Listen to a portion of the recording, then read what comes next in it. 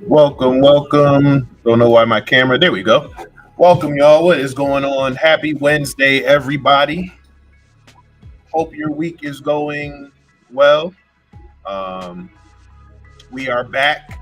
We are live. We are healthy. So, a couple more things I can ask for, but we'll go with that for now. But thanks for joining. We are. Let me know if the volume is okay. If you're watching, let me know if you're getting this well. We are live at the Alpha Esports and Technology Center, which, as you can see, is a little different than the cave. So we are here at my gaming and technology center here in Suwanee, Georgia. For those who don't know, let me just do this real quick to show some stuff. So we have our setup over here, and we have our PCs. Watching a little bit of League of Legends, and we are back on the main stage with me. So again, thank you for joining. Let me bring this down a little bit, and wanted to continue on our journey with AWS Cloud Quest. Thank you for the support and for the comments that I've been receiving. A lot of people found it helpful. A lot of people found the Q&A stuff to be helpful. So wanted to kind of keep it going. Like I said on the other day, we started the AWS Cloud Quest. For one, because I need to recertify my AWS Cloud Practitioner certification, and two, wanted to highlight the gamification of gaming, the gamification of education. So gaming and technology coming together for a good cause, which is what we do here at Alpha Esports and Technology. So I figured, why not showcase that just like I would showcase any of my gaming stuff. So, so we're going to get to the Cloud Practitioner Cloud Quest shortly, but just wanted to stop in and say hello. Again, thanks everybody for who support the stream. If you haven't done so already, please go ahead and click like the page wherever it is you're watching, because we are streaming live on multiple platforms. I think we are streaming on our Alpha Cybersecurity as well as our Alpha Esports and Technology pages. So that is our YouTube page as well as our Twitch pages. And then we're also on LinkedIn on my personal page, Davin Jackson. How you doing? And as well as our Facebook page for Alpha Esports and Technology. So if you're wherever you're watching, please be sure to like that platform. If you want to go ahead and like the other channels, please do so there as well. You can see the ticker below. These are the different areas you can like, follow, and subscribe. Click the bell for notifications, and also tell a friend to tell a friend. We want to get that algorithm up. Also, if you want to support the stream, you can do so in many ways. You can do so by one, like I said, just liking, following, commenting, sharing, subscribing, or you can click up here, that QR code that you see here in the corner, that you can use that to buy me a coffee. It's $5. Or if you're on our YouTube channel, like our Alpha Cybersecurity YouTube channel, you can also do super chats or anything like that. They are not mandatory, they are not necessary, but they are greatly appreciated, as everything we do goes back to building out content and supporting this amazing center and this community that we're building here. So again, we are live from the Alpha Esports Technology Center here in Suwanee, Georgia. 3109 Peachtree Industrial, I'm sorry, not 3109, 1300 Peachtree Industrial Boulevard, Suite 3109 here in Suwanee, Georgia. All right, so we got that out the way. Let's go ahead and get into our AWS Cloud Quest. So we will switch screens here, and I will put myself here on the bottom. How you doing? You see we got a little bit of music playing right now, only because the last time we were on, we got a copyright notice, I guess, about the music from AWS. So we're going to go ahead and turn that down. And again, we have the music playing from Restream just to make sure that we don't get in any more trouble. Okay, so I'll turn the volume on when we watch some of the videos. And like I said, just be sure to, leave your questions in the chat like we've been doing all week. And let's get started.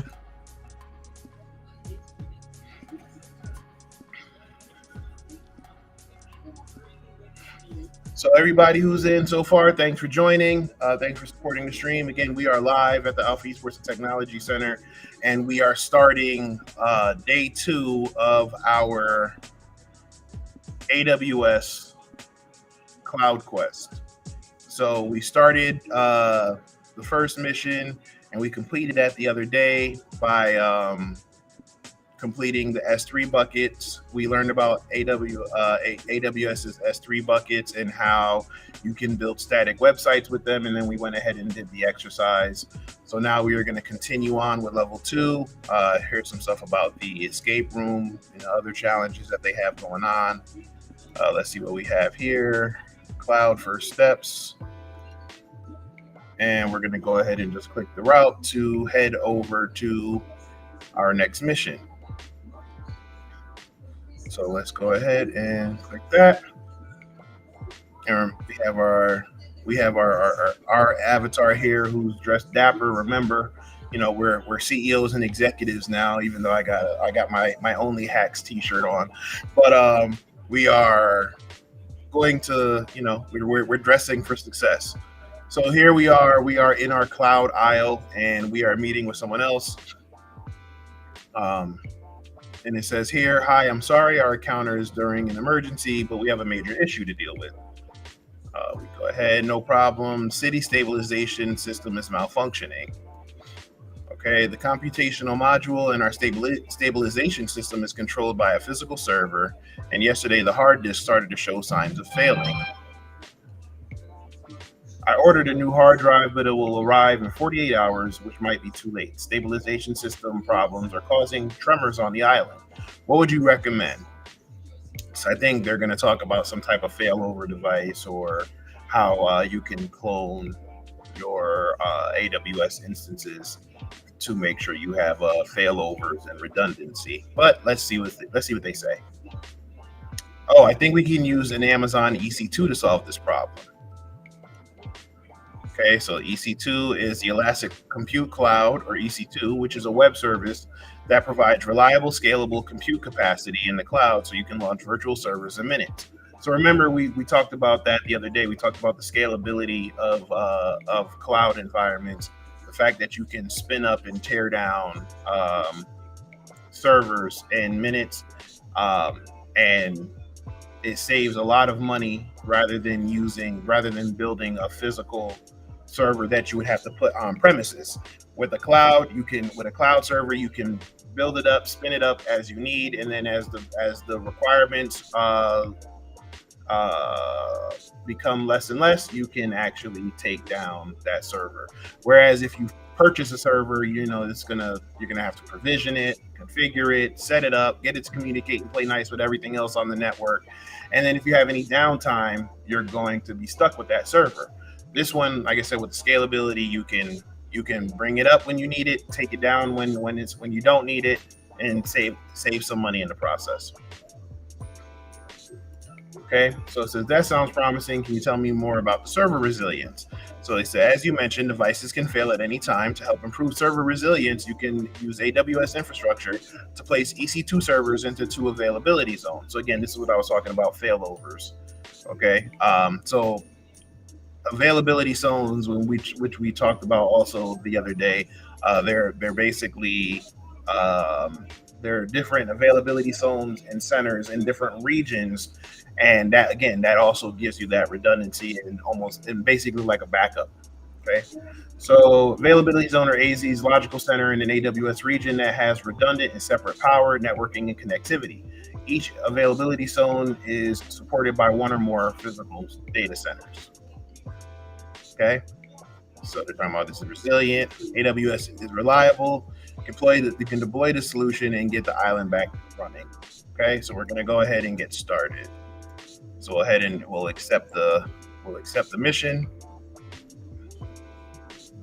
And now we will turn down our music and turn up our sound so that we can hear the videos that we're about to watch. All right. So again, if you have any comments or you want to chat while we're going through this, feel free. If you have any questions for me, my opinion, whatever, just shoot it here in the chat and we can chop it up for a little bit. All right, so the first step says we're going to create an Amazon EC2 instance to run the computational models for the island stabilization system. Each instance should be placed in a different availability zone in the same region. Okay, so it says the island improves the reliability and availability of a stabilization system by moving the computational module to the global infrastructure. And then this goes into the global infrastructure overview. Here you can see this is the stabilization system. This would be one availability zone. So you can see this is US East -1A. And then you have the second availability zone, which is B for computational model B. And that's going to be in US East 1B. So here's your stabilization system. And then you have your different servers in different regions for the availability zone. All right, so let's go ahead and AWS Global Infrastructure Overview. The AWS Global Infrastructure delivers a cloud infrastructure companies can depend on, no matter their size, changing needs, or challenges. It is designed and built to deliver the most flexible, reliable, scalable, and secure cloud computing environment with the highest quality global network performance available today. AWS provides the most extensive global footprint to ensure your worldwide customers are served. You can rapidly expand operations to virtually any region or country. AWS now spans 69 availability zones within 22 geographic regions around the world. The footprint is expanding continuously, with plans for 13 more availability zones and 4 more AWS regions in Indonesia, Italy, South Africa, and Spain. This fast-paced expansion of region is also paired with Amazon's long-term commitment to a sustained future using renewable energy sources. The AWS global infrastructure consists of the following main components. Amazon Cloud Computing resources are hosted in multiple worldwide locations, referred as AWS regions. Each AWS region is a separate geographic area and has multiple, isolated locations known as availability zones. A AWS region has at least 2 availability zones, most have 3, including all new regions, and several have as many as 6. They're fully isolated and are many kilometers apart from each other for complete redundancy. Each availability zone consists of 1 or more discrete data centers, typically 3, and at full scale can be hundreds of thousands of servers. Getting used to this stuff. To ensure maximum reliability, each data center has redundant power, dedicated metro fiber connectivity, and housed in separate facilities. Network. Every data center, AZ and AWS region is interconnected via a purpose-built, highly available, and low-latency private global network infrastructure. The network is built on a global, fully redundant, parallel 100 gigabit Ethernet metro fiber network. Points of presence. With Amazon CloudFront, AWS operates the largest global content delivery network, CDN, of any cloud provider. It enables customers to securely deliver customers' data content to end users with lower latency and high transfer speeds through a worldwide network of global points of presence, POP, locations, which consists of edge locations and regional edge cache servers. Okay. So availability zones make partitioning applications as easy as it can be. If an application is partitioned across availability zones, companies are better protected from natural disasters, such as lightning strikes, tornadoes, earthquake, and more. In this example, you can deploy your application across 3 availability zones, and a load balancer is used to distribute traffic across them. If one availability zone experiences an outage, traffic is routed to other availability zones. Customer application is still up and running. Who's on their way to a golden road. Kirk takes him down. It was also that was a huge. So I think they need to work on their voiceover AI model. But other than that, like I said, we looked at some of this the other day. So we talked about the global infrastructure, their components. We talked about how they have the regions, which are just basically locations all over the world that are completely isolated from one another. So they have their own independent facilities that have their own power, own network. Again, just to make sure that if in the event of any type of failure, that each data center each data center is still able to work and communicate independently of others in the event of any type of emergency. So that's what they're talking about here with the availability zones, and then the data centers are in the availability zones, and then you have the point of presences that focus on that. And then, like I said, they have their own internet, 100 gigabit Ethernet on a fiber network, and again, that just makes sure that everything is running smoothly. So you have that, and then you have your high availability applications, and as well as, again, going into the global infrastructure of the regions and the availability zones. All right, so we'll just go ahead and jump into AWS Global Infrastructure Benefits. Here are the benefits of the AWS Global Infrastructure. Performance. AWS Global Infrastructure ensures high quality and uninterrupted performance. It offers customers a high-performing, low-latency, highly scalable, high availability, secure cloud infrastructure and responds to changing needs fast without any drop in performance. AWS provides customers with the highest levels of availability and reliability. AWS availability zones are designed for physical redundancy and provide resilience, enabling uninterrupted performance with no single points of failure. Every component of the AWS infrastructure is designed and built for redundancy and reliability, from regions to networking links to load balancers to routers and firmware. In addition, the AWS Global Infrastructure is built on Amazon's own custom hardware, such as custom purpose-built compute servers, load balancers, routers, and silicon. AWS optimizes this hardware for only one set of requirements: workloads run by AWS customers. By using custom hardware, AWS provides customers with the highest levels of reliability, the fastest pace of innovation, all at the lowest possible cost. Security. Our core infrastructure is designed to meet the most stringent security requirements in the world and is built to satisfy the security requirements for military, global banks, and other high-sensitivity organizations. Our infrastructure is monitored 24/7 to help ensure the confidentiality, integrity, and availability of our customers' data.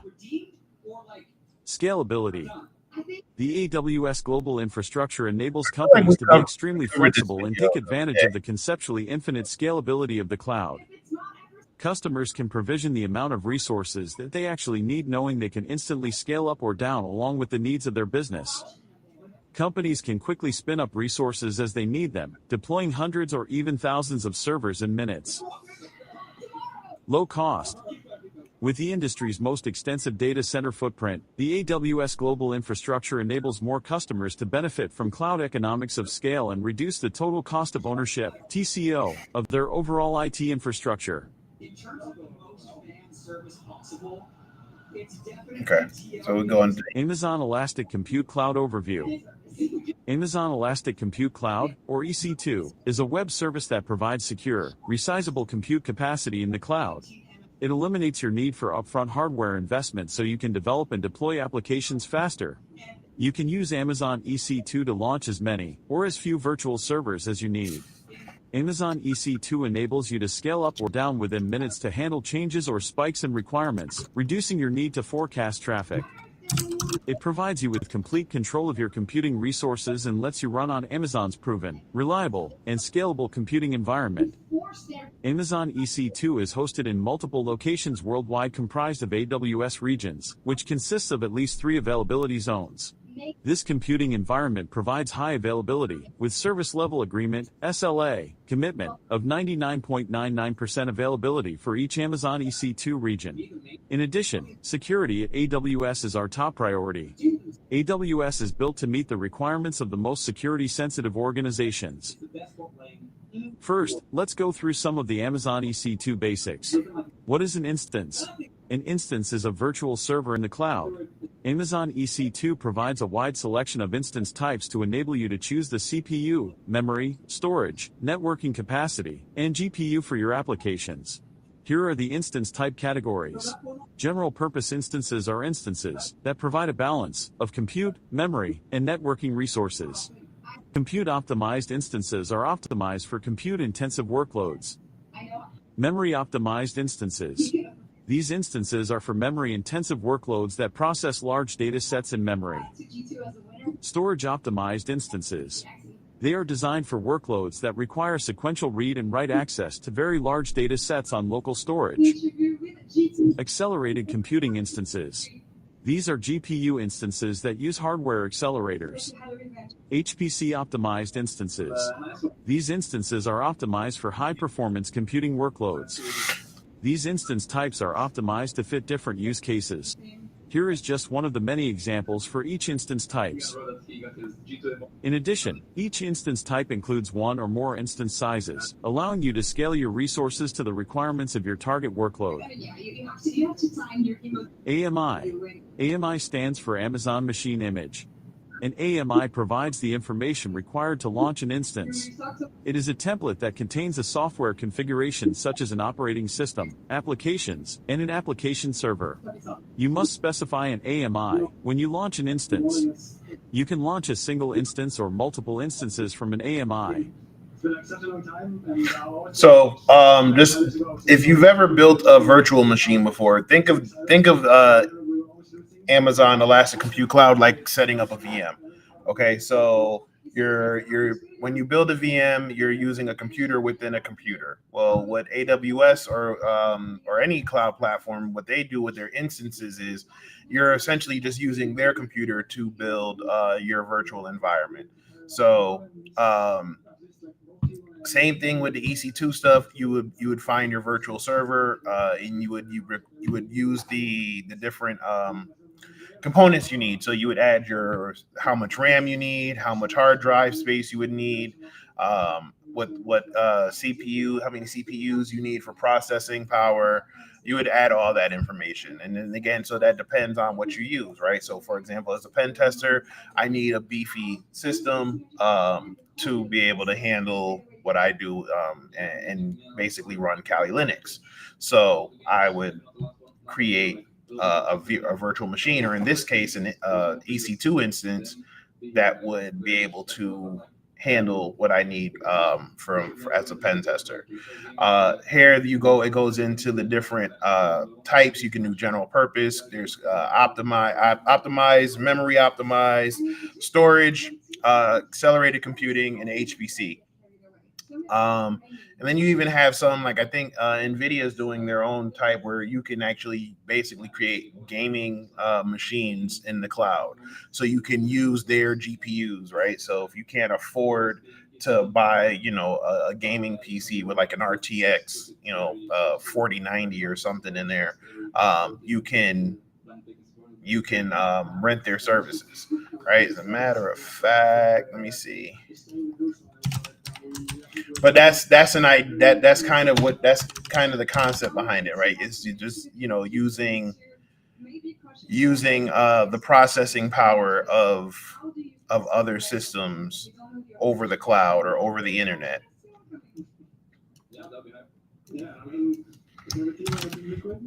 So I'm trying to see if I can bring up GeForce Now. So for example, here's GeForce Now, right?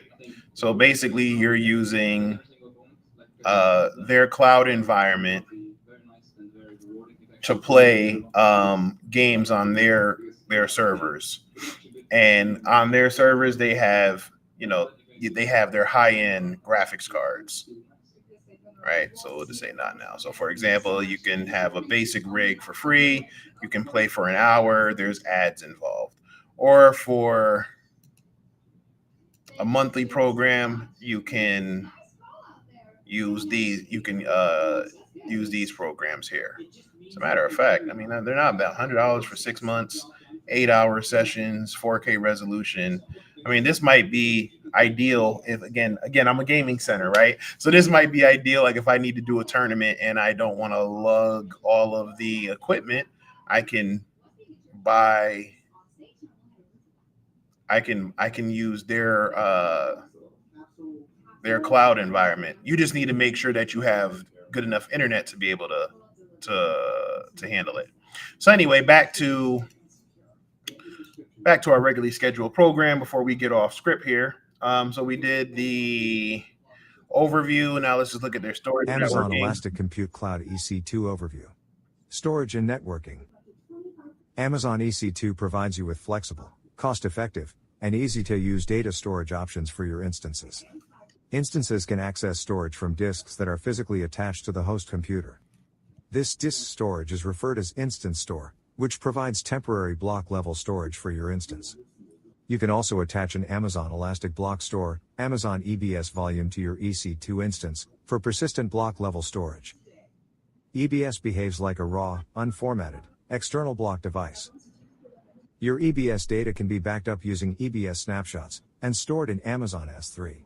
Amazon EC2 also uses Amazon S3 for storing Amazon Machine Images, or AMIs. In addition, you can also create a file system for use with Amazon EC2. Amazon Elastic File System, EFS, provides scalable file storage. Applications running on your EC2 instances can access your file system at the same time. Networking defines your network access to your EC2 instances. Amazon Virtual Private Cloud, VPC, lets you provision a logically isolated area within the AWS cloud, where you can launch your EC2 instances in a virtual network that you define. Alternatively, your AWS account comes with a pre-configured default VPC in each region. You can launch your EC2 instances into the default VPC right away. A VPC can also span multiple availability zones, AZs, in a region. You can add subnets in different AZs and launch instances into the subnets to improve fault tolerance in your applications. You can also use multiple layers of security to help control access to Amazon EC2 instances in each subnet. For example, you can define a security group, which acts as a virtual firewall that controls the traffic for your instances. Now, let's look at how these EC2 basic concepts are used to launch Amazon EC2 instances. To launch Amazon EC2 instances, first, you need to determine whether you want to run your Amazon EC2 instances in a single location or multiple locations, regions, availability zones. Select an Amazon machine image. Then determine which Amazon EC2 instance types and sizes you want. You will also need to configure network access and specify any preferred subnet on your Amazon EC2 instances. What's up, Ty? A default root storage is used to boot the instance. You can edit the root volume or attach additional storage to your instances. As an option, you can add tags to your instances. Tags are used to categorize your resources and help in searching and managing your resources. Configure security on your Amazon EC2 instances, such as configure security groups. You can also secure your login information for your instances, using key pairs, public and private key. With these simple steps, you can use Amazon EC2 to launch as many or as few instances as you need, within minutes. All right, so hold on. Had to switch the video in the center. Okay, so basically what they're talking about here, waiting for the workday to end. Yeah. So basically, again, EC2 instance is not the EC2 instance. I'm sorry. The basics. You have your VPC, your virtual private cloud. So think of it as your own internal network, but you can also create different subnets to be in different availability zones or regions or geographical areas to provide a certain level of fault tolerance and protection against any type of failure. So that's actually highly recommended if you're using it for critical applications. So again, you can build your VPC and have your EC2 instances across different availability zones. Again, think of it as of building your own virtual machine. You're just using someone else's computer to do it. So you can set up the region you want it to be in. Then you set up your Amazon machine image, which is essentially your operating system. So if you want to run like a Windows or Linux operating system, that would be Amazon machine image. Then you would also determine the size of your instance. So again, this is how much RAM, how much CPU usage, what your GPU usage is, and things like that. All right. So Amazon Elastic Block Store Overview.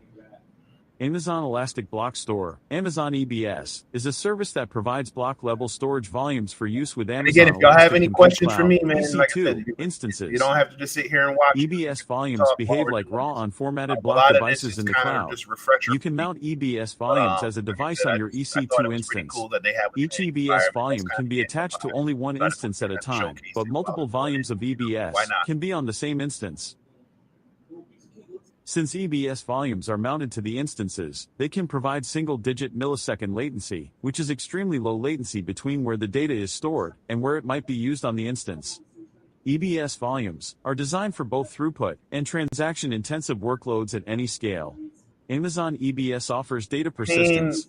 All the data on the attached EBS volume remains available even after you stop or terminate an Amazon EC2 instance.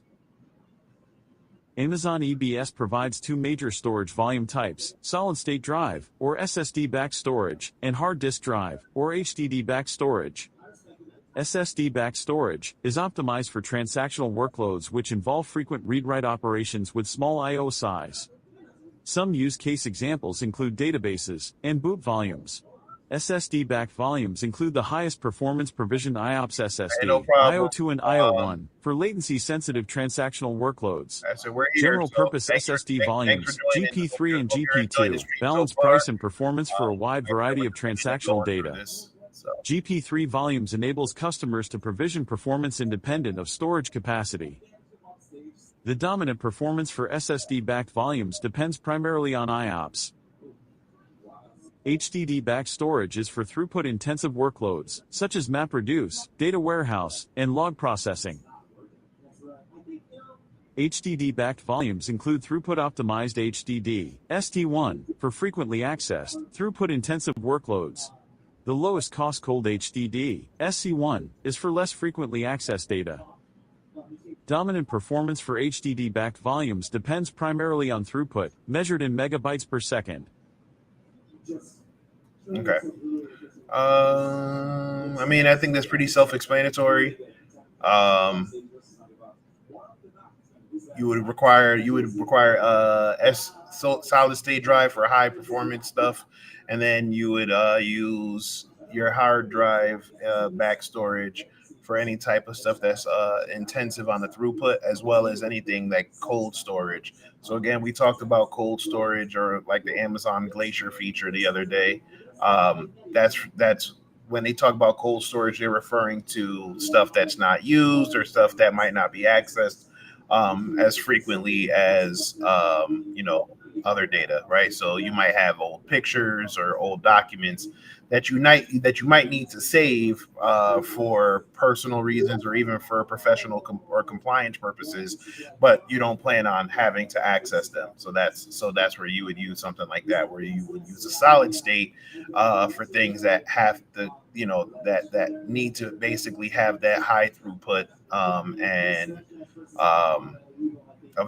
high availability. So this is like any type of financial applications you would probably use SSD drives for. Okay. And I didn't mean high throughput. I meant like transactions and stuff like that. Sorry. All right. So we talked about Elastic Block Store. Now it's overview. So now there's Amazon Elastic Block Store, Amazon EBS features. Here are the key features. Amazon EBS Elastic Volumes. Elastic Volumes allows you to dynamically increase capacity, tune performance, and change volume types, with no downtime or performance impact. Simply create a volume with the capacity and performance needed today, knowing you have the ability to modify your volume configuration in the future, saving hours of planning cycles. By using Amazon Cloud Watch with AWS Lambda, you can automate volume changes to meet the changing needs of your applications. Amazon EBS Optimized Instances. You can launch certain EC2 instance types as EBS optimized instances. EBS optimized instances deliver dedicated throughput between Amazon EC2 and Amazon EBS, with options between 500 and 19,000 megabits per second, depending on the instance type used. The dedicated throughput minimizes contention between Amazon EBS I/O and other traffic from your EC2 instance, providing the best performance for your EBS volumes. Amazon EBS snapshots. You can back up the data on your Amazon EBS volumes to Amazon S3 by taking point-in-time snapshots to enable disaster recovery. Snapshots are incremental backups, which means that only the blocks on the device that have changed are saved. You can create one or multiple new EBS volumes based on a snapshot and resize Amazon EBS volumes. The following are the key features for Amazon EBS snapshots. Direct read access. You can use EBS Direct API to read data off snapshots. This makes it easily track incremental changes between two EBS snapshots, without needing to create the EBS volumes in EC2 instances. You can create EBS snapshots from any block storage, regardless of where it resides, including data on premises. In addition, after a volume is created from EBS snapshots, your attached instance can have immediate access to the Amazon EBS volume data. If you enable Fast Snapshot Restore FSR capability, EBS volumes restored from FSR-enabled snapshots instantly receive their full performance. EBS snapshots can also be shared across AWS accounts and copied across AWS regions, enabling geographical expansion. In addition, when you delete a snapshot, only the data unique to that snapshot is removed. Data Lifecycle Manager for EBS snapshots provides a simple, automated way to back up data stored on EBS volumes by ensuring that EBS snapshots are created and deleted on a custom schedule. Snapshots are cleaned up regularly to keep costs under control. Simply tag your EBS volumes and start creating lifecycle policies for creation and management of backups. You can also use CloudWatch events to monitor your policies and ensure that your backups are being created successfully. With no additional fee, Amazon EBS Multi-Attach enables you to attach a single provisioned IOPS SSD, IO1 volume, to up to 16 Nitro-based EC2 instances within the same availability zone. Each attached instance has full read and write permission to the shared volume. Multi-Attach makes it easier to achieve higher application availability for applications that manage storage consistency from multiple writers. So that was a lot, but basically it's just kind of going into the different options that you have with your Elastic Block Store. So basically creating snapshots. Think of snapshots are backups. Yes, these are. This is from AWS's Cloud Quest video game, or they gamified it. So yeah.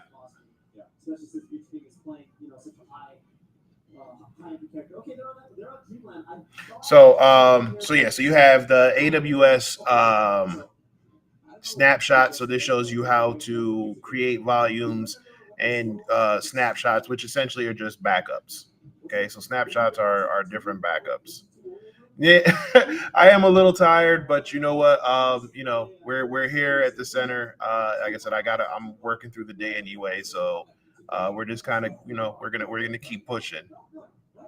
So we're gonna do a module a day, and then Amazon Elastic Block Store, just kind of Amazon EBS benefits. But yeah, no, I said I appreciate. Here are the key benefits. Performance for any workload.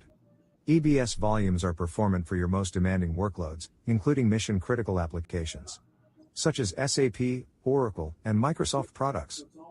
Relational and non-relational databases, enterprise applications, containerized applications, big data analytics engines, file systems, and media workflows are also widely deployed on Amazon EBS. You can choose from different volume types to balance optimal price and performance. Highly available and durable. Designed for mission-critical systems, EBS volumes are automatically replicated within an availability zone AZ and offer 99.999% availability. EBS offers a high durability volume, IO2, for customers that need 99.999% durability, especially for their business-critical applications. Since EBS volumes are for persistent data, it is important to back up the data. EBS Snapshots with Amazon Lifecycle Manager, DLM, provides simple and robust backup solution to protect your data and can be used to enable disaster recovery. Cost-effective. EBS offers different volumes at various price points and performance benchmarks. Options range from highly cost-effective $ per gigabyte volumes to high-performance volumes with high IOPS and high throughput designed for mission-critical workloads. This enables you to optimize costs and invest in a precise level of storage for your application needs. Additionally, Amazon EBS snapshots are stored incrementally, which means you are billed only for the changed blocks stored and save storage cost. Easy to use. Amazon EBS volumes are easy to create, use, encrypt, and protect. Elastic Volumes is a feature that allows you to easily adapt your storage volumes as the needs of your applications change. You can also easily create backups of your volume using EBS snapshots, and easily automate snapshot management using Data Lifecycle Manager, DLM, without any additional overhead or cost. Virtually unlimited scale. You can build applications that require as little as a single gigabytes of storage, or scale up to petabytes of data. All in just a few clicks. Snapshots can be used to quickly restore new volumes, enabling rapid scale. Secure. Access to Amazon EBS volumes is integrated with AWS Identity and Access Management, AWS IAM, which enables access control to your Amazon EBS volumes. EBS is built to be secure for data compliance.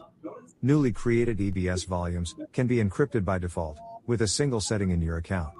EBS volumes support encryption of data at rest, data in transit, and all volume backups. EBS encryption is supported by all volume types, includes built-in key management infrastructure, and has zero impact on performance. All right, then let's let this. Amazon Elastic Block Store, Amazon EBS, volume types. Let's compare the different EBS volume types. The general-purpose SSD volumes GP3 and GP2 are designed to offer single-digit millisecond latency. GP2 is designed to deliver a consistent baseline performance of 3 IOPS per gigabytes, and can burst up to 3,000 IOPS. It also provides a maximum of 16,000 IOPS per volume, and up to 250 megabytes per second of maximum throughput per volume. GP3 enables you to provision performance independent of storage. It delivers a baseline performance of 3,000 IOPS, and can scale up to 16,000 IOPS.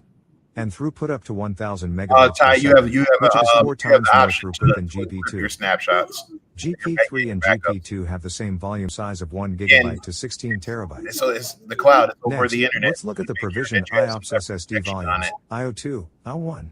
They are designed to deliver up to a maximum of 64,000 IOPS, 4 times more than GP3, and 1,000 megabytes per second of throughput per volume, along with single-digit millisecond latency. They have the same volume size of 4 gigabytes to 16 terabytes. However, IO2 is designed to provide 100 times more durability of 99.999% compared to that of IO1 and all other volume types.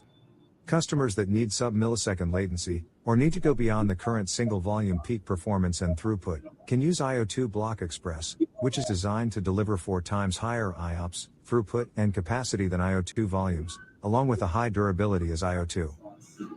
Now let's look at the throughput optimized HDD volumes. ST1 can burst up to 250 megabytes per second per terabyte, with a baseline throughput of 40 megabytes per second per terabyte. It offers a maximum throughput of 500 megabytes per second, and up to 500 IOPS per volume. Similar to ST1, Cold HDD SC1 provides a burst model. These volumes can burst up to 80 megabytes per second per terabyte, with a baseline throughput of 12 megabytes per second per terabyte, and a maximum throughput of 250 megabytes per second per volume. The maximum IOPS per volume for SC1 is 250 IOPS. Both SC1 and ST1 have the same volume size of 500 gigabytes to 16 terabytes. As you can see, Amazon EBS provides all these different volume types, so that you can tailor your storage performance and cost to the needs of your applications. So you might want to, well, if you intend on doing AWS training or building different environments, this would definitely be a good thing to know. So again, you know what you have to do, or for different purposes. So, you know, for example, you want to make sure if you're doing If you're doing stuff like transactional, you want to make sure you're using SSD. If you want to make sure you're doing stuff with optimized throughput, you want to make sure you're using these options here. So you want to make sure you're using the right the right drive, Hello, right and welcome to AWS Well-Architected Overview. hard drive. AWS Well-Architected helps cloud architects design infrastructure that is built around 6 pillars: operational excellence, security, reliability, performance efficiency, cost optimization, and sustainability. The AWS Well-Architected framework includes hands-on labs, access to the AWS Well-Architected Partner Program, and the AWS Well-Architected tool, which architects can use to evaluate workloads, identify high-risk issues, and record improvements. But we'll watch it again. Let us take a closer look at the 6 pillars that define an AWS Well-Architected design. The operational excellence pillar focuses on running and monitoring systems, and continually improving processes and procedures. The security pillar focuses on protecting information and systems. The reliability pillar focuses on ensuring workloads perform their assigned functions and recovering quickly from any failure to meet demands. The performance efficiency pillar focuses on selecting suitable resource types and sizes, monitoring performance, and maintaining efficiency. The cost optimization pillar focuses on understanding spending trends, controlling fund allocation, and scaling to meet business needs without overspending. The sustainability pillar focuses on minimizing the environmental impact of running your cloud workloads, such as energy consumption and resource use. How does the AWS Well-Architected tool help create a well-architected infrastructure?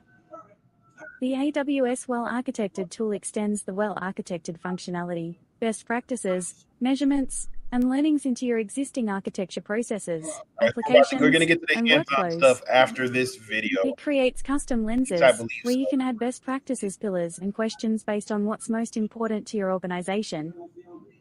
Using the tool, you can share your workloads and custom lenses with up to 300 individual AWS identity and access management, or IAM, users or accounts, or across an entire organization. Reviewing your workload against sustainability best practices in the AWS Well-Architected tool can help you understand energy consumption and environmental impact. The AWS Well-Architected tool is available in the AWS GovCloud region of the US, so customers with specific regulatory and compliance requirements can conduct self-service public sector reviews. You can learn more about the AWS Well-Architected tool and custom lenses by visiting the AWS Well-Architected website. All right. So like I said, so we covered that. I'm gonna go ahead and mute that now so we don't get any copyright hits. Turn this back up if y'all want to hear some music. All right, so we talked about the AWS Global Infrastructure. We talked about EC2 overviews. We did the benefit video, and then we also did all 4 of those. Okay, so we're good. So we covered that. All right, so we can get to the hands-on stuff. All right, so now we're going to go ahead and move into our planning phase, which is our practice labs. So we're going to launch the EC2 instance, and we're going to configure the user data script to display the instance details in the browser. And then after that, we're going to launch a second one, a second EC2 instance in a different availability zone of the same AWS region. Okay. So again, we're going to focus here. We're going to launch an EC2 instance in US East 1A, and we're going to configure the user data script to display the details of the instance in our browser. Okay, so let's go ahead and start that up. So we'll hit practice. So we have our steps here. We're going to start our lab, and that should open up a console over here. We're going to share this tab here for the console, and I'll do the I'll walk through the different things of what we're doing. So first, again, we want to make sure that we are using the AWS lab and not our own AWS account, which again, I said was kind of smart because people were doing their labs or building their AWS environments and leaving them on and then getting hit with a high bill. So I'm glad they have this here now. So now for the lab files, it looks like we need to Looks like we have to download the user data. All right, so it says we're going to review the practice lab objectives in the concept section below. We're going to start the lab, follow the instructions, okay? AWS services, okay? So we did that already. So we're going ahead, we start the lab, we click the lab file, and we just, I'm back over here reading this real quick. So I went ahead and I downloaded the lab files just so you know what's going on. So we downloaded the lab files, and it says click the steps tab to return to the practice lab steps. Okay, which we did. Fantastic. Now we'll move forward. Okay. So now in the navigation bar, it says make sure we are set to our North Virginia region, which we are. You see that here. We're in the North Virginia region, and it says US East 1. Yep, North Virginia, US East 1. So we're good. Just clicked it just to be on the safe side. Okay, now we're going to go ahead, just like the other day when we searched for S3, we're going to search for EC2. And we're going to click this option here. So that should bring us to the EC2 console. And now we're going to go into our dashboard and launch an instance. So we need to find, we are in the dashboard, right? Yep, we're in our dashboard. Yep, we're here. And then once we're in the thing, we're going to hit launch instance.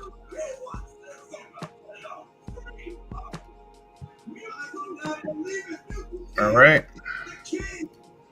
So we launched our instance, and we're going to name this one. We're going to call it Web Server 01. So we're going to give it a tag. And then in the AMI section, or the application operating system image section, we are going to choose Amazon Linux. Okay, so we have that. No, I said Amazon Linux, sorry, not Mac OS. So we gave it an Amazon Linux image.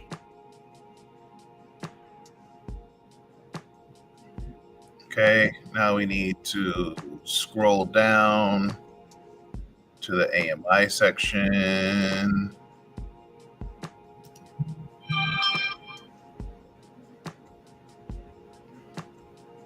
Amazon machine image. Did I scroll past it? So application and no, we did do that already. All right, cool.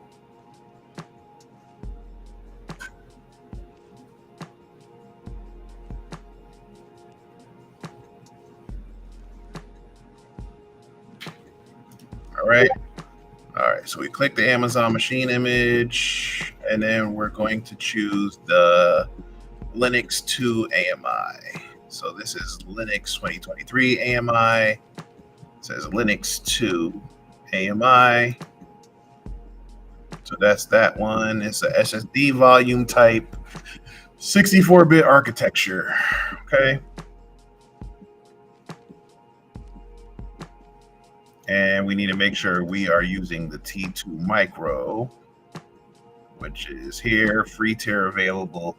So again, when dealing with AWS, you do have some free tier options. They're not the best if you plan on doing any type of heavy lifting, but again, it's a great opportunity to kind of mess around with it and learn how to do it before you start having to pay for AWS usage. So now we need to scroll down and find where it says keep here login, which we do have it right here. So it says keep here. Okay. And now we're going to choose to go without a key pair. So proceed without a key pair. You see it's not recommended. Again, you always want to make sure you're creating secure instances so that people don't find ways to gain access to your stuff.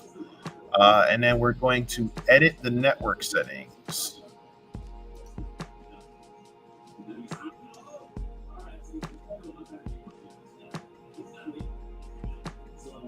1 second, y'all. I want to check something.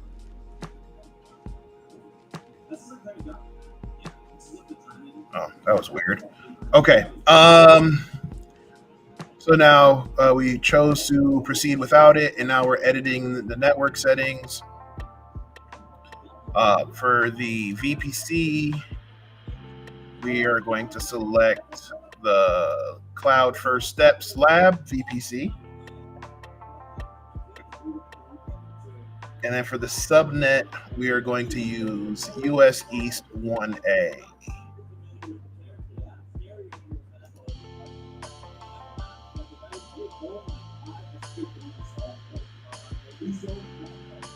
Okay, here we go.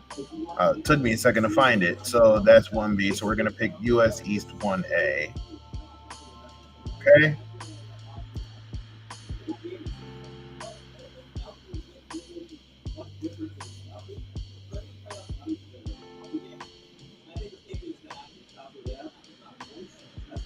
All right. So again, we created a VPC, which is just the virtual network. Okay. So that's and then the US East is the region.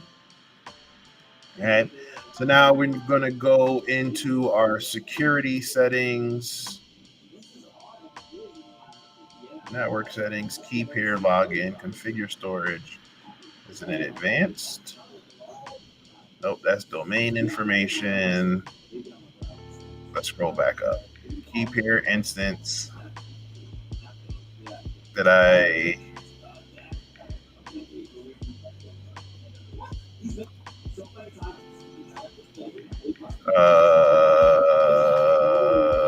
Keep here.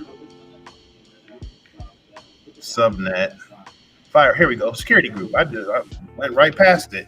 All right. So security group. We're going to type in security group lab. So we're going to call this security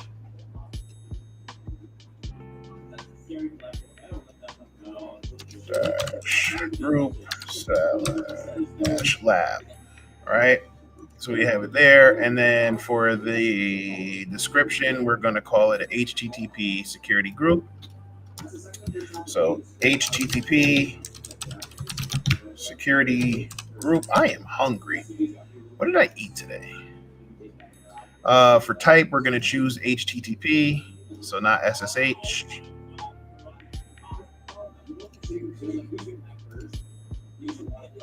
And then we're going to go down to the configure storage.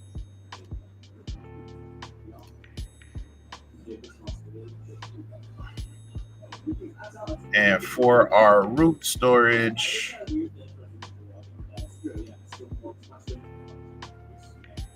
we are going to pick GP2, which it is already set to GP2. Looks like it's 8 gigs for GP2. And then we are going to open up our advanced details. So I jumped ahead a little bit before. And then once we open up our advanced details, we're going to use that file that we just downloaded.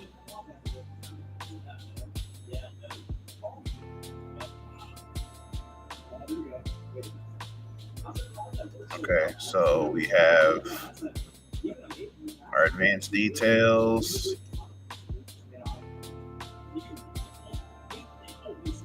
So I'm going to give me 1 second to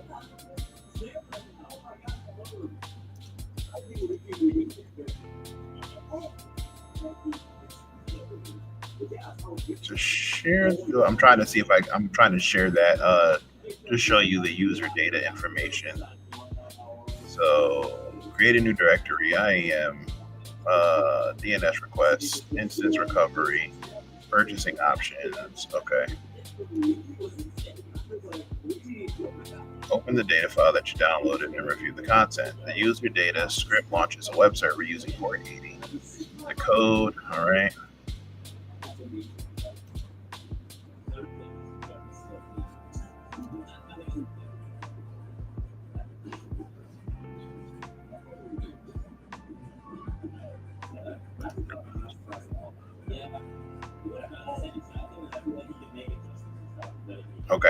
All right, so real quick, I'm just going to show you what it looks like.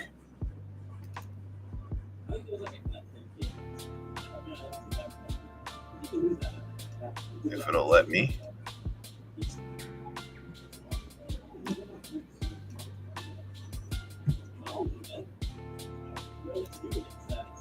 Sorry, y'all.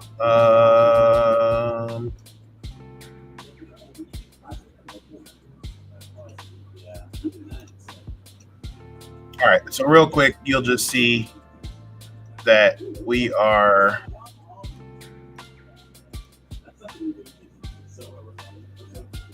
observing the user data information.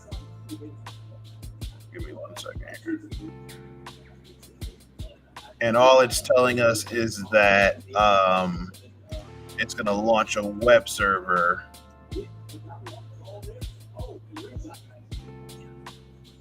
So we have our URL information here.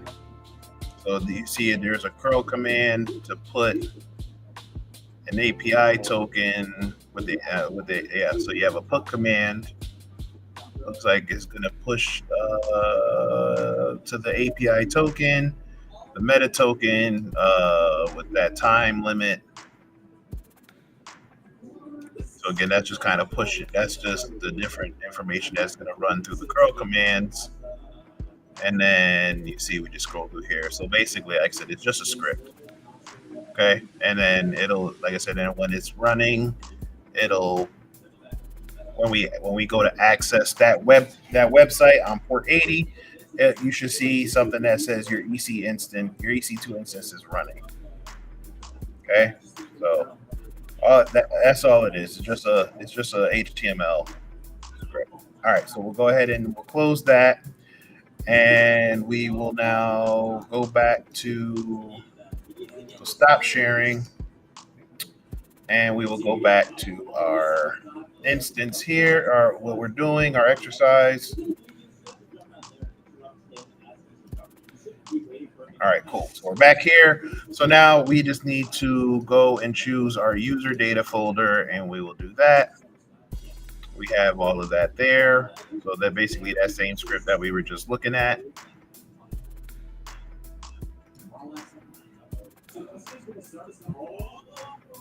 Okay. And now, again, we just need to review everything to make sure that it's good to go.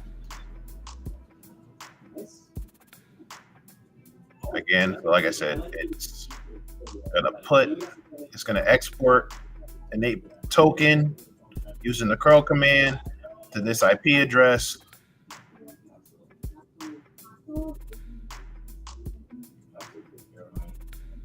And when it uploads successfully, you'll know because it'll tell you that it's running. All right. Hey, what's going on, Monica? How you doing? Hope all is well. We're just doing some AWS refresher stuff. Had some downtime from teaching, so figured I would take advantage of the opportunity to, I guess, teach a little bit more. So once we have everything reviewed, we'll go ahead and we'll click launch instance. So now we're going to let that load up for a second, and then we should get the successfully initiated launch, which we did. So now if we scroll to the bottom, okay, we're good to go, and we can click view all instances. So now you'll see we have our web server. And if we click the web server, you'll see that it says it's running. And we want to check it to bring up the details. So again, you see that it says it's running. Here's our IP address. And we'll just go ahead and click this here.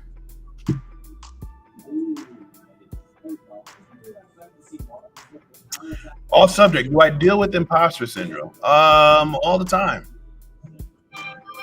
All the freaking time, and all the time. We'll touch on that in 1 second. I want to make sure that everything is is running properly, which it is not. Interesting. Display state. So we click that. It says do not use the open address link. Oh, that's why that I did that wrong. I did something wrong. My fault, y'all. In a new browser, DNS. All right, my fault. So that was my fault.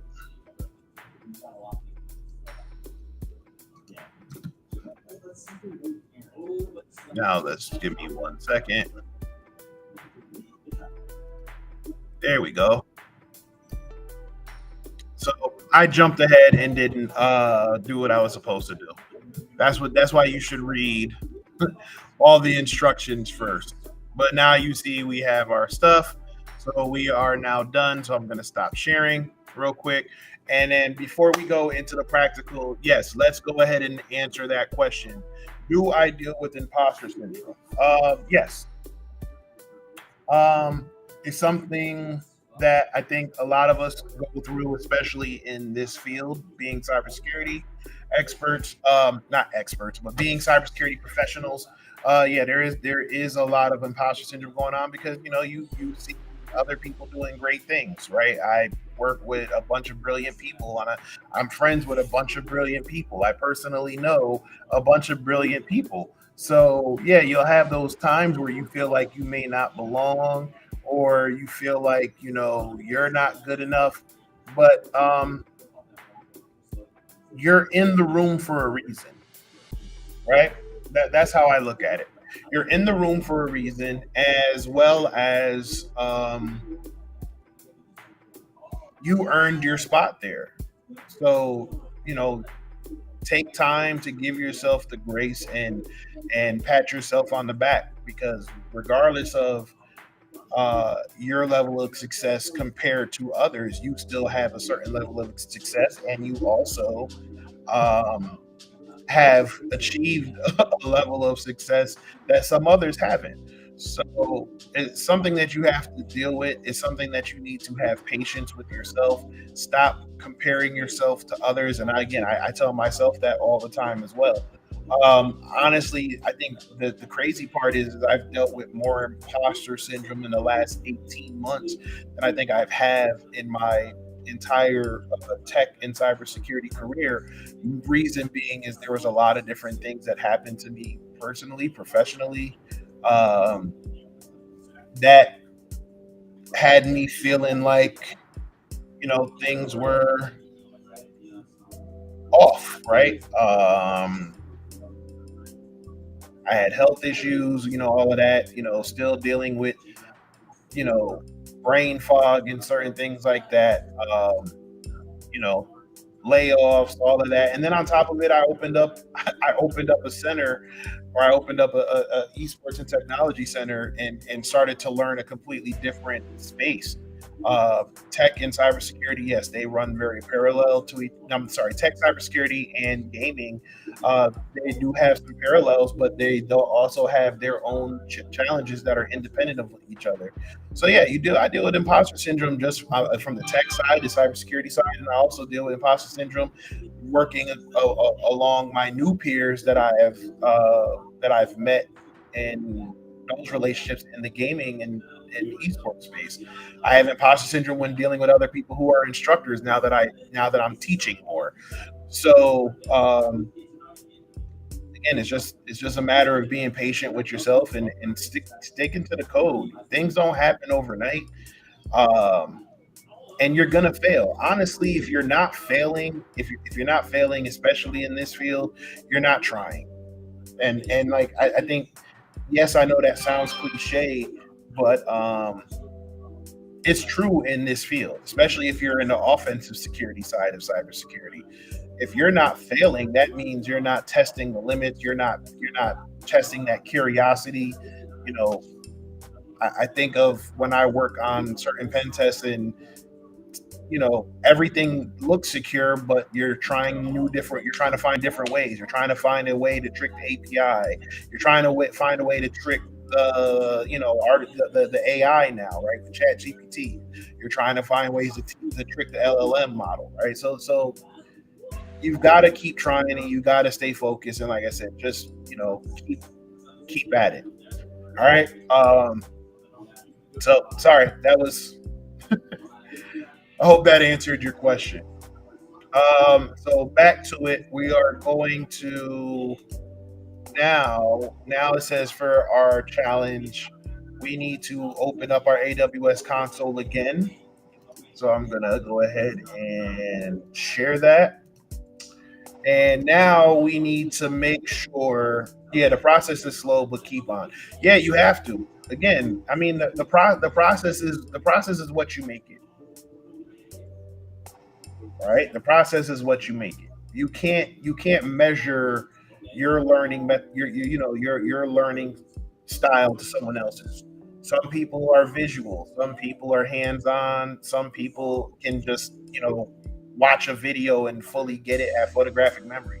So whatever, you have to figure out what method or methods work for you, right? I'm a visual person, but I also need that hands-on.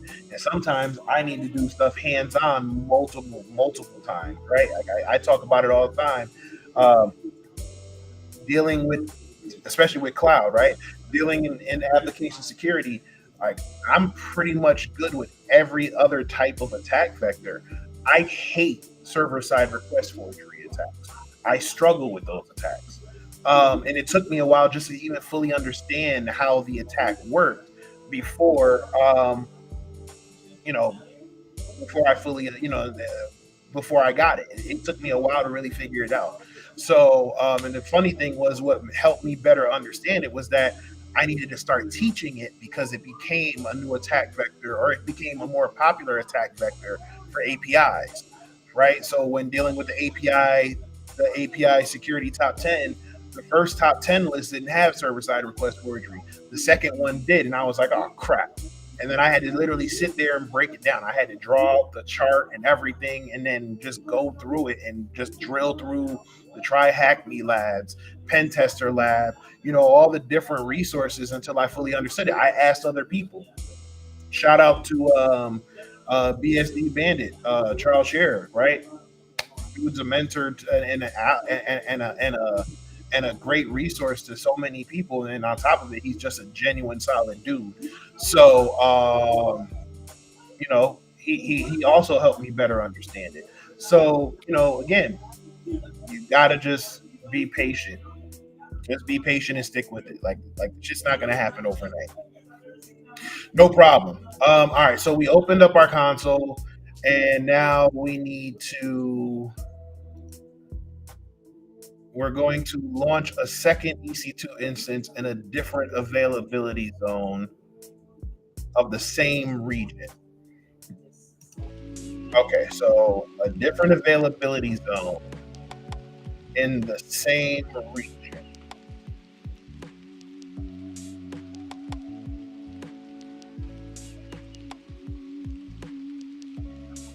Okay, so we need to go to our instances.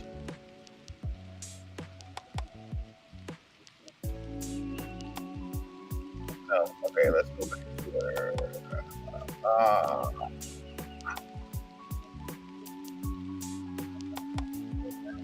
let's double check this. Okay, so we're launching a second one. So we're actually creating a second one.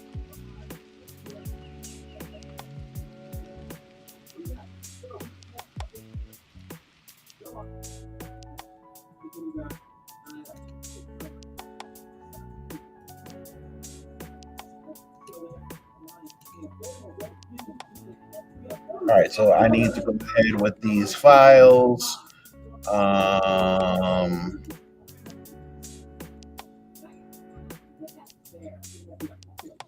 So we'll go ahead and do this.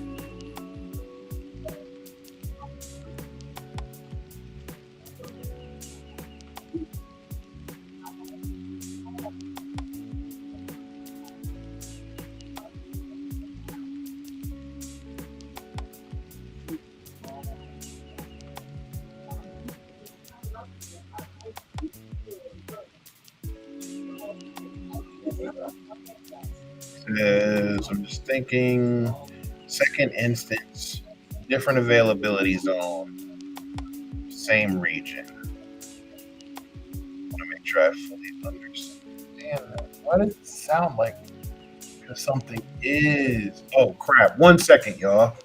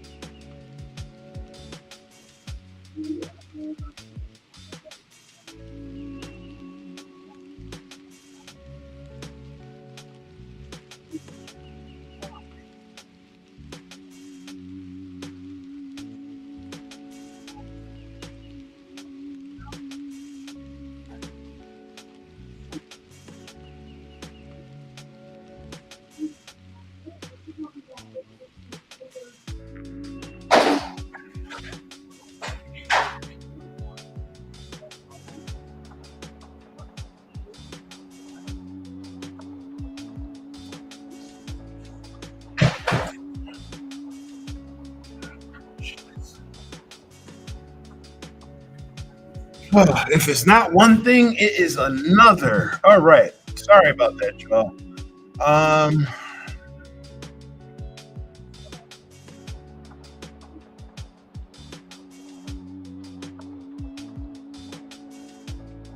That sucks. Okay.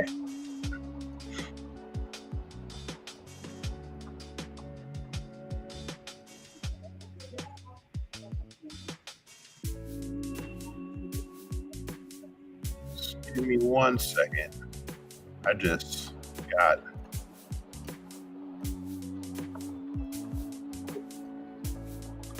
thrown off. I kept hearing like a tapping, and it looks like there's something leaking. So I have to respond to that in 1 second.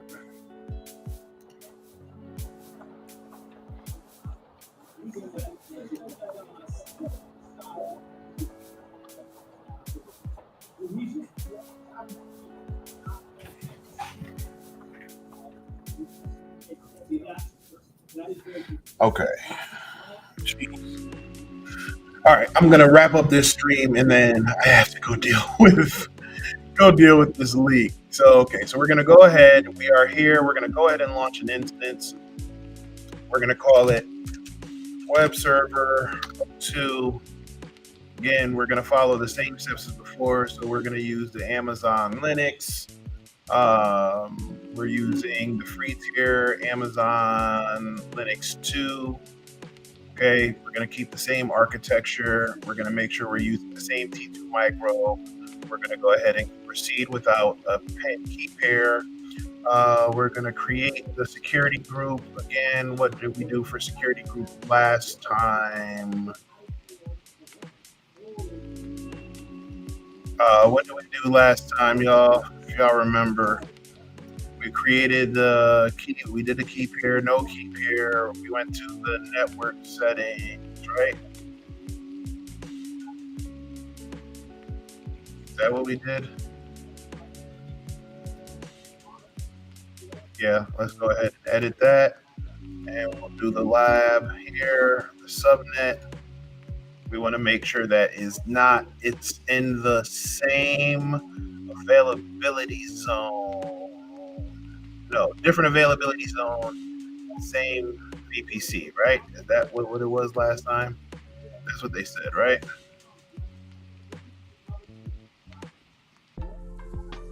Right? Different availability zone of the same region.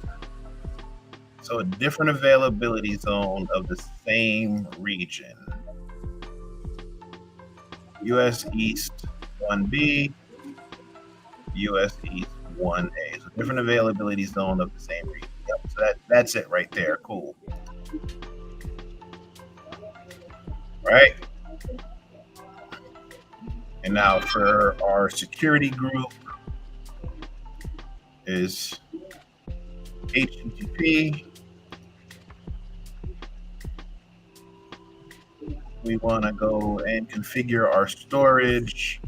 It is the same thing, the GP2, free tier, great. Okay, we don't need to add a new volume. We need to go to our advanced settings. And then after we go to our advanced settings, we need to upload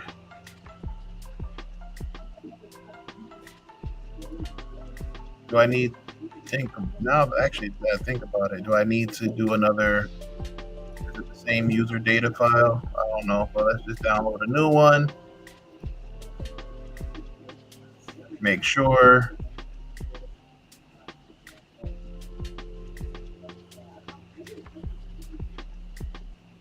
All right, so that looks good.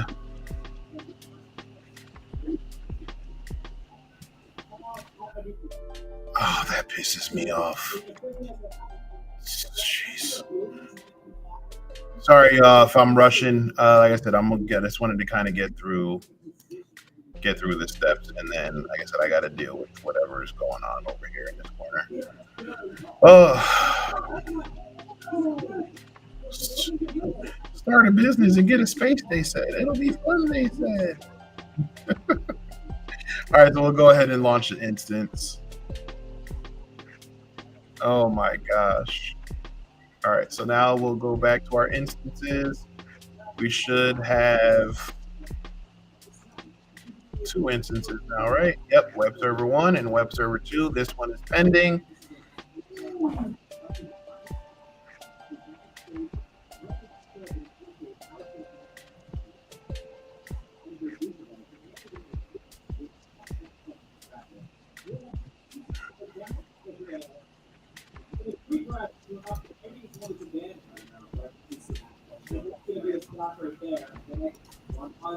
All right, so they're both running now.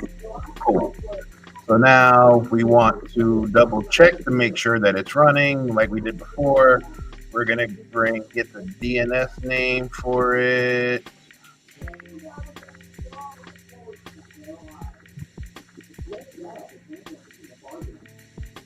Let it load. And it's not working. Why are you not working?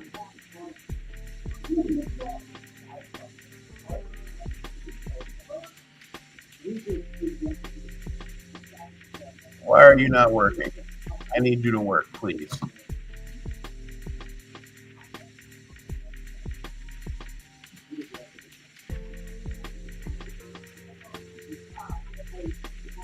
And yep, there it goes. It just took a second. So now we're working. Now we're good.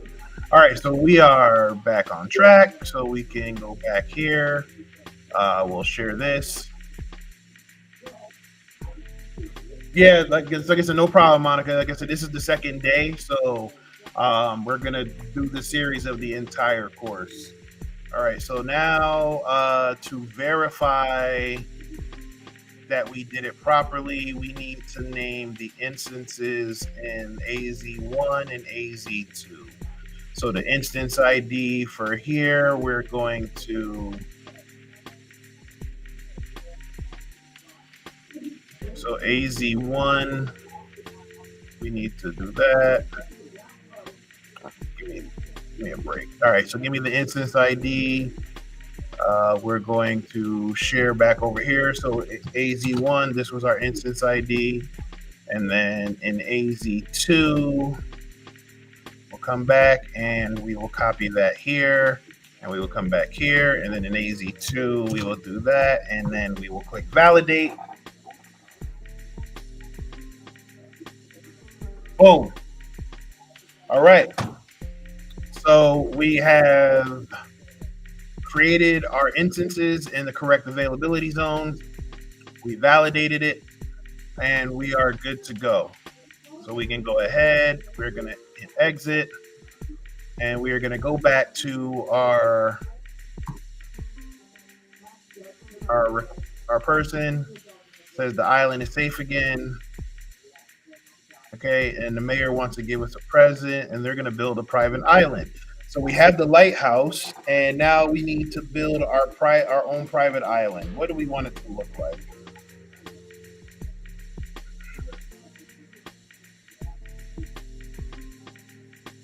I'm feeling option 3, y'all. We built the lighthouse. I'm feeling option 3. It's giving me. It's kind of giving off the vibe like a fortress. It got the little gate here. I mean, I know it's a different type of game, but I think I'm gonna go with option 3. I mean, option 1 is cool, nice little house. Option 2, but like I said, option 3, I like. I'm feeling option 3. All right, so let's see. We got to vote for option 1. Let's see. Option 1 looks like a palace. Yeah, I guess.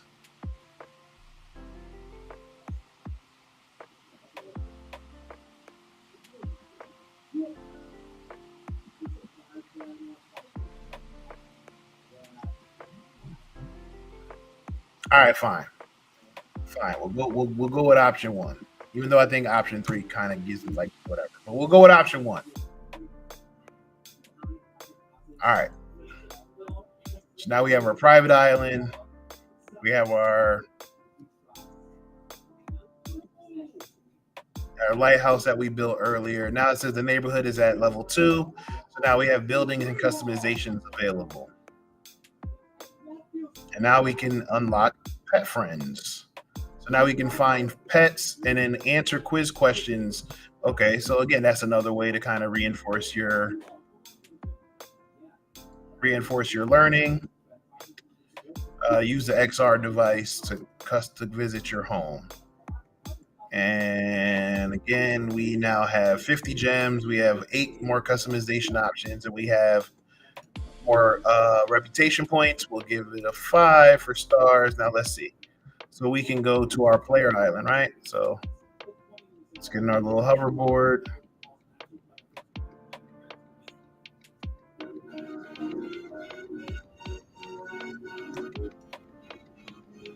See all the healthcare things. Visit kp.org/ all care can be.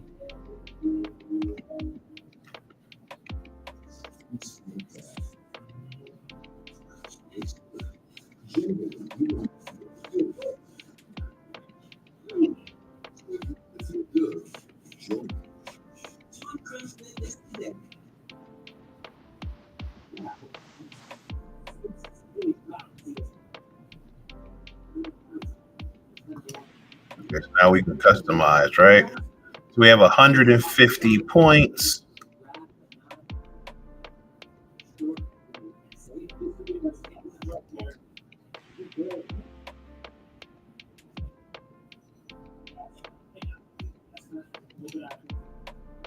Oh, damn.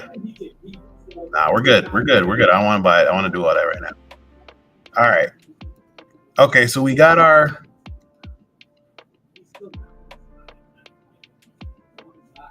stuff. Let's see. Now it says there's some pets. So okay, so we have to move around the map to find the pets. Do they have a wolf? Yep, they got a wolf. Bet. All right. Gotta do the wolf. Gotta have the wolf representing for the center. All right, so let's see where we're at. All right, so I think we are done for today. Let's just do a quick drone view. Can we move around in the drone view?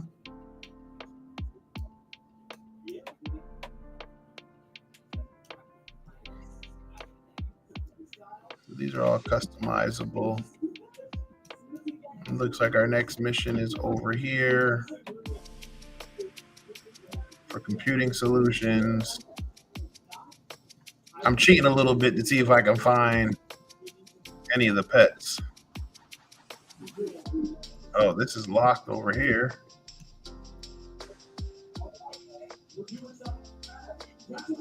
Okay.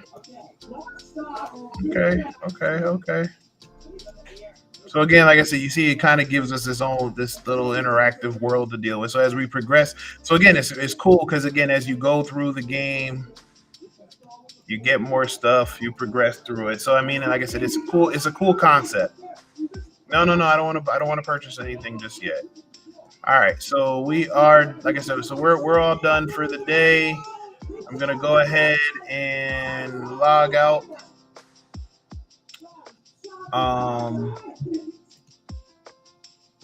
And that is it, y'all. So, like I said, we're just under 2 hours, but we're actually about an hour and a half. So, we're gonna go ahead and wrap up, unless anybody has any questions for me. Funny thing is as I was looking, as we were playing some of the videos and stuff, I really started looking at this that GeForce now, because I just think it's a cool option. So looks like you still have to have your own game library, right? So you still have to have your own game library,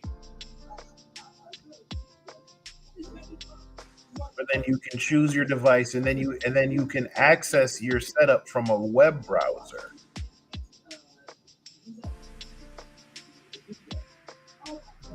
I think that's pretty cool. Like I said, you just have to have good internet. And the reason why I think is because, you know what? I think gaming should be accessible to people, but a lot of people can't afford gaming PCs. I think I have so many ideas that are just kind of popping through my head right now. I have to think this through a little bit. Do I have any new merch? Well, I'm wearing my Only Hacks T-shirt on my my TeePublic store, but as far as new merch, I have jerseys and stuff like that for the esports center. Let's see if I can bring them up here. So I do have like some jerseys. Like for example, you have jerseys here. Then you have this one. This is a different jersey. I'm actually in the process of designing a new jersey. And then you have like some crew neck T-shirts. I know it's summertime, but we have this windbreaker hoodie and a couple other things. So that's pretty much it for merch at the moment. And like I said, you can make your own jersey. You can customize it. Have you put your name on the back and stuff.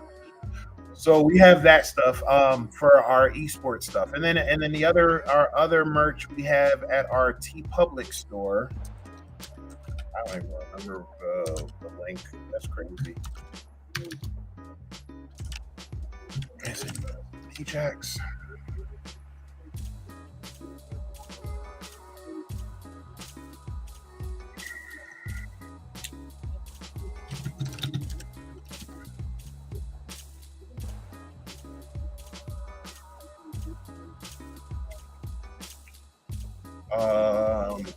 Crazy thing is,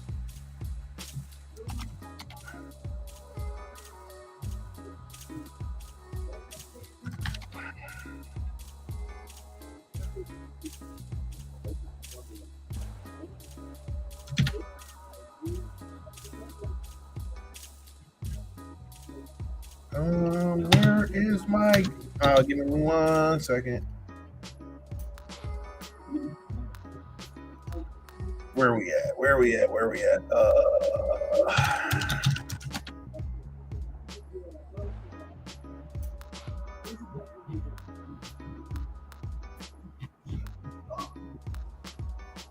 I said, it's been so long since I've now it's like all my merch stuff got pushed to the back. So TeePublic, like I used to do a lot on TeePublic, and then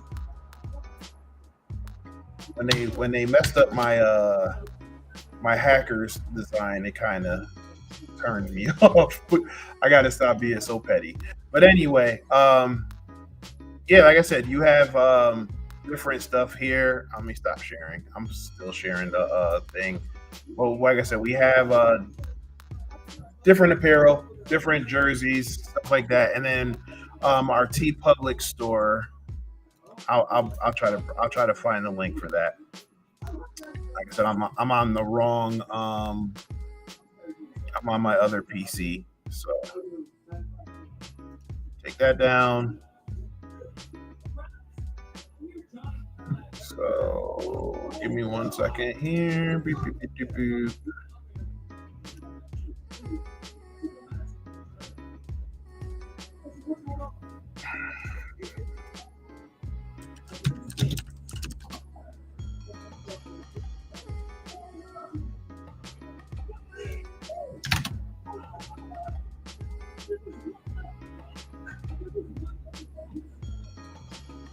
Where is my stuff? I was just over here the other day.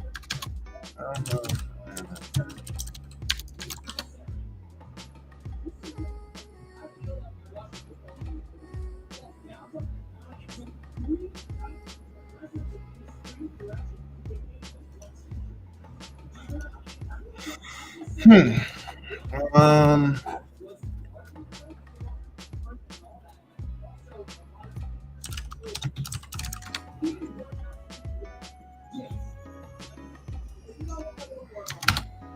Did they take down my Only Hacks design? So anyway, like I said, I'll put up the link. But like I said, I have my. If you can see it, it says Only Hacks. So we were doing when we were doing our play on OnlyFans during the pandemic when everybody was signing up for OnlyFans. So we had our Only Hack stuff, and then we were gonna do another one that was like, no feet. But anyway, I don't want to keep y'all too much longer. Thank you for checking out the stream today. Again, we are going to go through the AWS Cloud Quest game and learn more about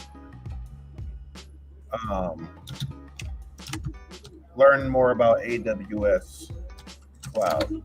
So I will see y'all. I'm thinking, let's see, what's tomorrow? I do have another class I'm teaching tomorrow. So can you get what in black or gray? I'm not sure which one you're looking at, but yeah, like I said, I will let y'all know the next time I'm gonna go live. Hold on.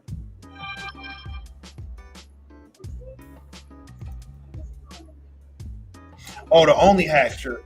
Yeah, I think so. If I could even find the T Public page, as like, hold on.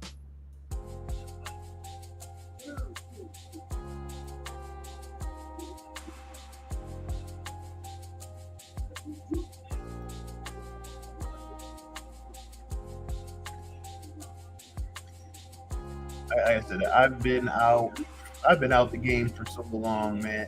And the crazy thing is, only been. I mean, I'm not really out the game, but I've just kind of been so out of the loop, just kind of getting everything together. It's just, I don't know.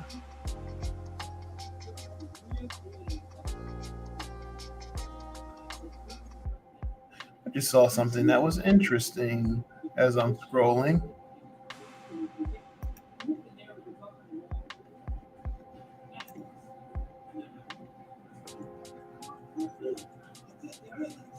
Okay, so here we go.